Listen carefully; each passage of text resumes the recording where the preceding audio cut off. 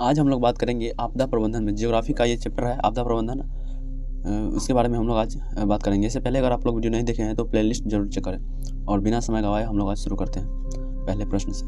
तो ये पहला प्रश्न है, आपदा प्रबंधन अधिनियम किस वर्ष पारित हुआ? तो यह 2005 में पारित हुआ था। आपदा प्रबंधन अधिनियम है 2005 में पारित हुआ था। इसके बाद भारत में आपदा प्रबंधन का सर्वोच्च निकाय कौन होता है? तो वो है NDMA। इसके बाद है भारत में आपदा प्रबंधन का सर्वोच्च निकाय क्या होता है? तो NDMA, national disaster management alliance. इसके बाद NDMA का पूर्ण रूप क्या है? तो वो है national disaster management authority. National disaster management authority इसका फुल फॉर्म होता है नेशनल डिजास्टर मैनेजमेंट अथॉरिटी। इसके बाद NDRF का कार्य क्या है? तो वो है आपदा प्रबंधन के बाद राहत कार्य।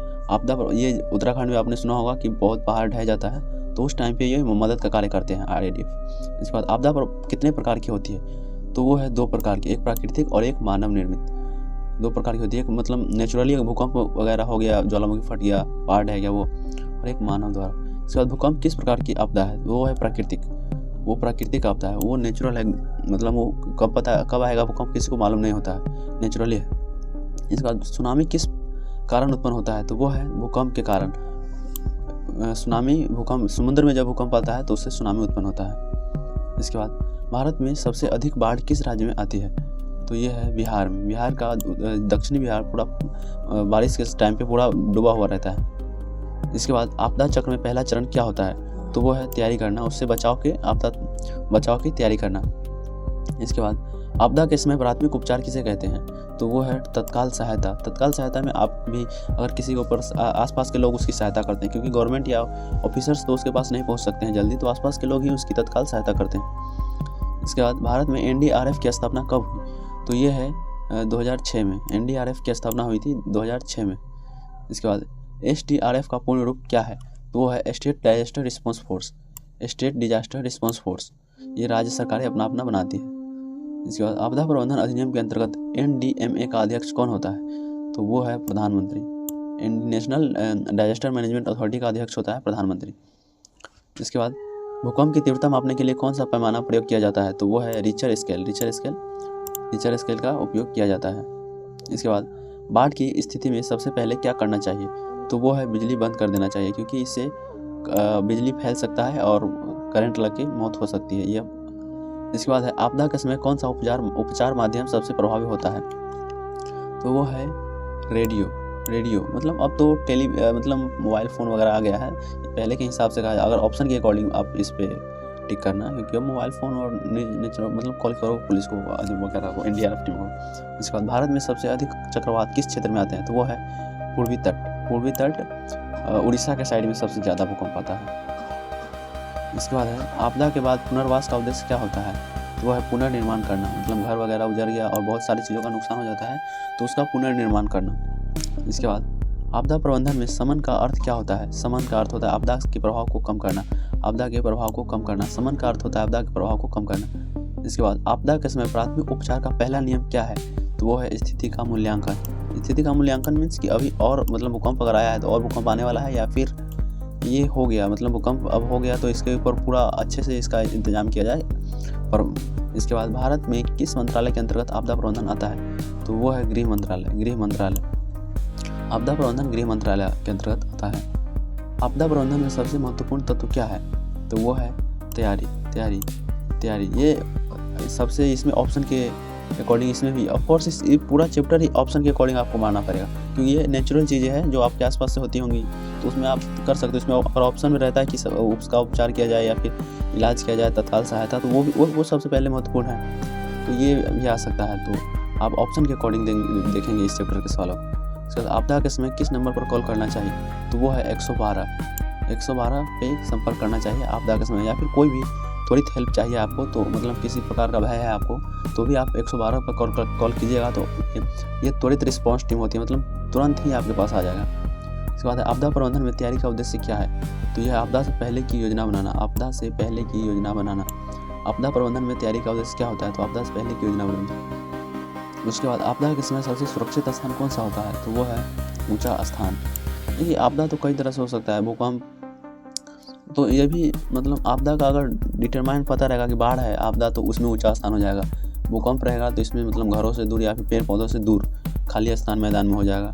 तो यह आपदा के ऊपर डिपेंड करता है कि आप कैसे जगह पे हो। इसके बाद है भूकंप के समय क्या नहीं करना चाहिए। तो ये है ये भी दीवार के पास खड़ा होना, मतलब यही है कि आसपास मतलब पेड़ वगैरह है तो उसके पास आप खड़ा ना हो और दीवार के पास, ये तो ऑप्शन के अकॉर्डिंग पूरा होगा। इसके बाद आपदा प्रबंधन में प्रतिक्रिया का अर्थ क्या है। तो यह आपदा के समय की गई कार्रवाई, आपदा के समय की गई कार्रवाई। ऑफकोर्स ये मैं बोल रहा हूँ ना, पूरा चैप्टर ही ऑप्शन अकॉर्डिंग है और इस चैप्टर से अगर आपको एग्जाम में सवाल आते हैं तो आप ऑप्शन के अकॉर्डिंग मारना। इसके बाद आपदा प्रबंधन में पुनर्निर्माण किस चरण में आता है। तो ये है पुनर्वास। पुनर्वास मतलब आपदा खत्म होने के बाद उसकी हेल्प करने के बाद उसका पुनर्वास होगा अंत में सबसे। इसके बाद आपदा के समय सबसे पहले किसे सहायता दी जाती है। तो ये है घायल व्यक्तियों को। घायल व्यक्तियों को ऑफकोर्स इसमें जो घायल रहेगा उसको तो सबसे पहले आप उसको उठाकर हॉस्पिटल वगैरह पहुँचाओगे, उसको जरूरी। इसके बाद आपदा प्रबंधन का उद्देश्य क्या है। तो ये है आपदा से निपटना। आपदा प्रबंधन, प्रबंधन का मतलब होता है उसका संयोजित करना और मतलब उसको उपाय करना। प्रबंधन मतलब उसके नुकसानों को कम करने के तरीकों के बारे में सोचना। इसके बाद आपदा के समय सबसे पहले किसकी सूचना दी जाती है। तो ये मतलब यहाँ किसकी सूचना दी जाती है। तो ये आपदा प्रबंधन विभाग के द्वारा सूचना दी जाती है लोगों को। अब तो मैसेज भी आता है, अगर आपके पास भूकंप वगैरह या फिर बारिश भी होता है तो इसका मैसेज अब थोड़ा पहले की तुलना में ज़्यादा फास्ट हो गया है। इसके बाद आपदा प्रबंधन में तत्काल प्रतिक्रिया का उद्देश्य क्या है। तो यह है राहत पहुंचाना। आपदा प्रबंधन में तत्काल प्रतिक्रिया का उद्देश्य है राहत पहुंचाना। इसके बाद आपदा के समय किस दस्तावेज की आवश्यकता होती है। तो यह आपदा योजना। आपदा योजना, आपदा योजना, आपदा के समय आपदा योजना दस्तावेज की आवश्यकता होती है। वैसे अगर आपके पास आपदा आया हुआ है तो किसी दस्तावेज की जरूरत नहीं है, आप देश के नागरिक होने चाहिए, बस आपकी सहायता की जाएगी। मतलब आप कोई भी आपदा के टाइम पे तो मदद करेगा ही। इसके बाद आपदा के समय किसका सहयोग सबसे अधिक होता है।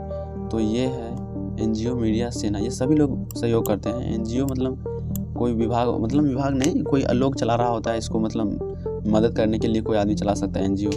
तो ये और ये सेना सभी मिलकर काम करते हैं उस टाइम पे, तो सब बस हेल्प करने के बारे में सोचते रहे। इसके बाद है आपदा प्रबंधन में सामुदायिक भागीदारी का क्या महत्व है। इसका अर्थ है सहयोग और जागरूकता। सभी लोगों को उसके बारे में बताना कि उस टाइम पे अगर आता है तो उस टाइम पे क्या करना चाहिए। इसके बाद है आपदा के समय किस प्रकार की शिक्षा दी जाती है। तो यह है आपदा जागरूकता। मतलब आपदा से निपटने की शिक्षा दी जाती है कि भूकंप आने पर अगर आप घर के अंदर है तो टेबल के अंदर छिप जाए या फिर मैदान में रहे, ये वगैरह। इसके बाद है आपदा के समय किसका प्रशिक्षण आवश्यक होता है। तो ये डॉक्टर, शिक्षक, आम नागरिक सभी को प्रशिक्षण देना आवश्यक होता है उस टाइम पे, क्योंकि सभी तो इंसान ही है, किसी के साथ भी आपदा हो सकता है, तो सबको पता होना चाहिए कि इस सबसे बचने के तरीके। इसके बाद आपदा के समय किस प्रकार की योजना बनानी चाहिए।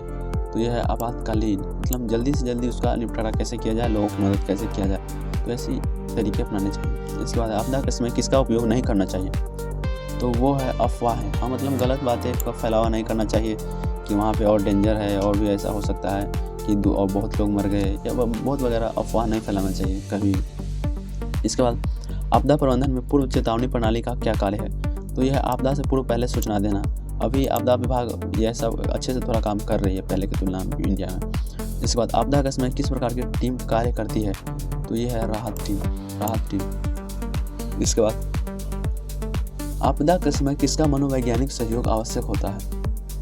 तो ये है परामर्शदाता, मतलब जो आपको मोटिवेट कर रहा है कि आपदा से निपटने की बातें बता रहा है, तो वो मनोवैज्ञानिक मतलब वो अच्छे से मोटिवेट कर पा रहा है या नहीं, तो उसकी बातों में थोड़ा दम होना चाहिए, नहीं कि अफवाह फैलाए वो आपको डराए। इसके बाद आपदा के समय किस प्रकार की वस्तुएं आवश्यक होती हैं। तो ये है भोजन, पानी, दवा। मतलब अगर आप कहीं फंस जा रहे हो, अगर आप अपने घर में फंस जाते हो तो उस वक्त आपको कच्चा मतलब ऐसा सूखा भोजन चाहिए, रहना चाहिए आपके पास, पानी की बोतल्स, दवा। आपदा में अगर आपको मोटिवेट करने आ रहा है आपके गांव में, जहाँ पे ये उड़ीसा की तरफ ज़्यादा होता है, जहाँ पे आपदा ज़्यादातर होता है, तो उस टाइम पे बताया जाता है कि किस वहाँ आपदा के समय क्या क्या करना चाहिए। जैसे हमारे बिहार में उतना तो आपदा होता नहीं, लोग ही आपदा है यहाँ। आपदा के समय किसका नेतृत्व आवश्यक होता है।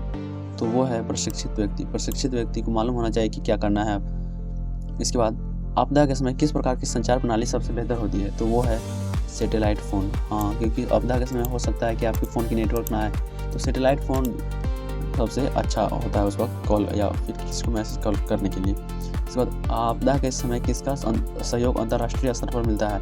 तो ये है WHO, यूनेस्को। ये सभी का सहयोग मिलता है। आपदा के समय में जो भी है सभी लोग, दूसरे देश के लोग भी आपकी मदद कर सकते हैं इवन।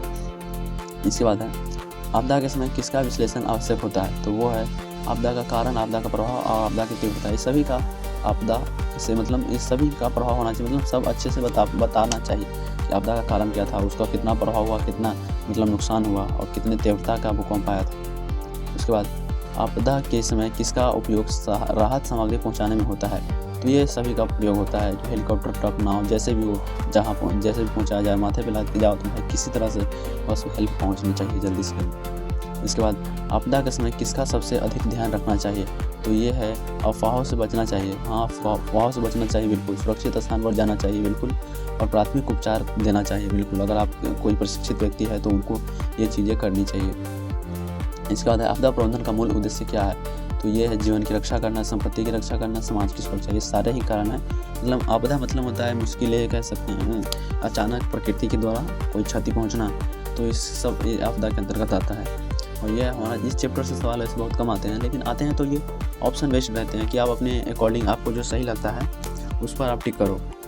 इसी तरह हम आज ज्योग्राफी का ये चैप्टर भी कंप्लीट कर चुके हैं, और हम बहुत जल्द ज्योग्राफी का मतलब पूरा ख़त्म कर देंगे, क्योंकि और जो भी चैप्टर हम ज्योग्राफी का कवर कर रहे हैं वो सारे प्लेलिस्ट के अंदर हम लोग सेव करके रख दे रहे हैं। अगर आप लोग इससे पहले का वीडियो नहीं देखे हो तो जाकर प्लीज़ प्लेलिस्ट चेक कीजिए और पढ़िए। इसी तरह से हम सभी चैप्टर्स का और सभी सब्जेक्ट वाइज का ऑब्जेक्टिव लाएंगे। इसके बाद प्रीवियस ईयर का पूछा हुआ क्वेश्चन का भी हम लोग कवर करेंगे, तो आप लोग ज़रूर जुड़े, और इससे आपको फ़ायदा हो रहा है तो कमेंट में ज़रूर बताएं। ठीक है, फिर मिलेंगे अगले वीडियो में, तब तक के लिए धन्यवाद।